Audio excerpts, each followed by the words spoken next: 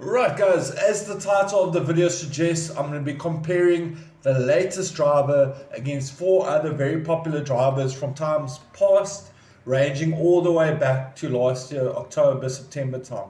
522.25, 528.02, which was a very popular driver, especially for online gaming, 531.79 versus 535.98, and the most recent driver, which I highly recommend if you play single player games, 546.17. But before we get to my results, guys, for those of you that are subscribed to my channel, please just make certain that all notifications are on, so that when I do drop a new video, you are notified instantaneously. Like the video, share the video, comment on the video. Just went over 3,000 subscribers, as you can see over here. Very stoked about that. Thanks for your support, guys. For those of you that aren't subscribed, please consider subscribing if you find this type of content helpful. I just, over the last 2 days, I did a full GPU optimization video, and then yesterday I did a full CPU optimization video. So once you add up those 2 videos, it's basically an updated full optimization video for Windows. So knock yourself out there. And then I do have other performance optimizations which you can get stuck into. But you're not here for that, you're here for those driver results. So guys, I tested the most recent driver, and this is a driver that I highly recommend, especially if you play single player games. 546.17. I tested 12 games per driver, and when I add up all the average FPS for 546.17, I got to 788. When I add up all the 1% lows, I got to 594. And then when I add up all the 0.1% lows, I got to 504. So as you can see, in terms of single player games, this driver really is the best. I know that it's not so hot for multiplayer games. The best driver currently for multiplayer games is probably 537.58. It's got good latency, and you're not going to have bad input delay and all that. Then the next driver that I tested was 535.98. When I add up all the average FPS, I got to 781. When I add up all the 1% lows, I got to 584. And when I add up all the 0.1% lows, I got to 476. So as you can see, when as you move to older drivers, the average FPS drops, the 1% lows drop, and the 0.1% lows drop. Same thing happens for 531.79.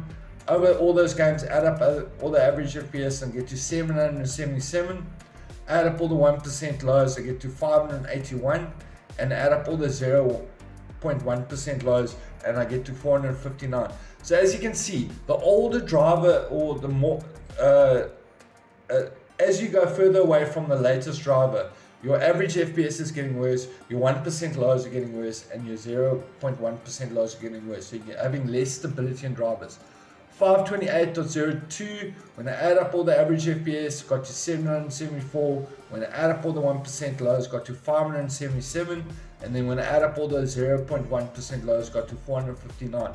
So 528.02 for the majority of this year is a driver that I used to recommend for single player games as well as multiplayer games, because this driver legitimately had the best latency and the best performance in a driver combined. However, since about 5 or 6 Windows updates ago, this driver does not perform well anymore. I do not recommend this driver. If you are on this driver and you play online multiplayer games, I highly recommend you update to 537.58.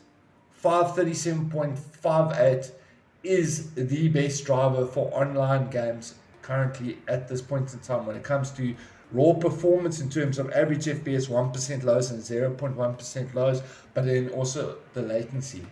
And then as you can see, the last driver I tested was 522.25. When I added up all the average FPS, I got to 777. When I add up all the 1% lows, I got to 583. And when I add up all the 0.1% lows, I got to 472. So guys, if you are stuck on any of these drivers that were considered good drivers, but they're getting slightly older now, I highly recommend, if you play single player games, you update your Nvidia driver to 546.17. It's got the best performance for single player games over all the metrics. And then if you play multiplayer games, I didn't test this driver now, but I can tell you, The best driver for multiplayer games at the moment is 537.58. Great latency with a great balance of performance over these metrics. But anyways guys, thank you so much for watching. If you enjoyed this video, be sure to smash that like button. If you have any questions, please hit me up in the comment section. And as always guys, it's people like you. Have a good evening. Cheers.